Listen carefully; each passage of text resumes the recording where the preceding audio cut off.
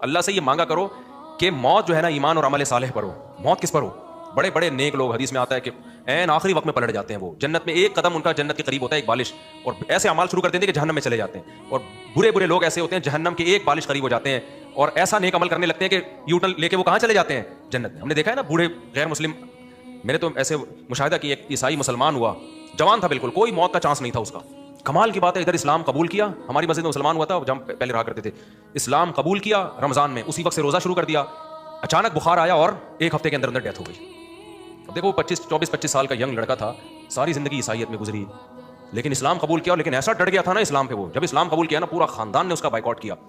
اس نے کہا بھائی میں اب اسلام کو نہیں چھوڑوں گا. اللہ کی قدرت، کیونکہ اللہ کو پتا تھا یہ مرنے والا ہے نا، تو اللہ نے کیسے جنت کا سامان کیا اس کے لیے. تو بیمار ہو گیا ہاسپٹل میں، بخار بہت شدید تھا اس کا، تو اس نے وصیت کی کہ بھائی میں مسلمان ہو چکا ہوں، میں اگر اس بیماری میں مر گیا تو مجھے عیسائیوں کے قبرستان میں دفن کرنے کی اجازت نہیں ہے، مجھے مسلمانوں کے طریقے سے غسل کفن دیا جائے گا اور مسلمانوں کے قبرستان میں دفن کیا. اس کے شکر رشتہ داروں نے موت کے بعد اس چیز کا خیال کیا. یہاں ایک ہندو ہمارے ہاتھ میں مسلمان ہوا، اس بیچارے کو ہر وقت فکر تھی کہ میرے بوڑھے ماں باپ مسلمان ہو جائیں.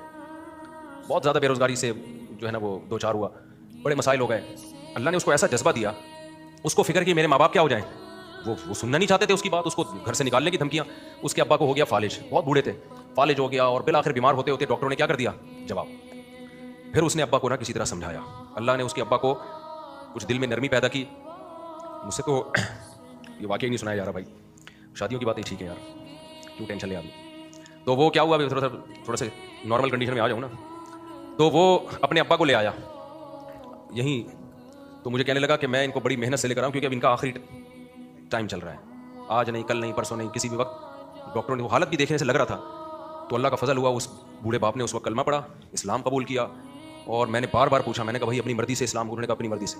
صحیح طرح بولا نہیں جا رہا تھا فالج کی وجہ سے، اور بالآخر انتقال ہو گیا. تھوڑے دن اطلاع آئی کہ بھائی 2-4 دن بعد انتقال ہو گیا. مجھے وہ حدیث یاد آئی کہ ایک بالش انسان جہنم کے قریب پہنچ جاتا ہے، کہ ابھی مرا اور گیا آگ میں، کیسی اللہ کی رحمت کے پلٹ کے کہاں چلا گیا. اور اس کے بیٹے کا کتنا بڑا احسان ہے اپنے باپ پر، کتنا بڑا احسان ہے یا نہیں ہے.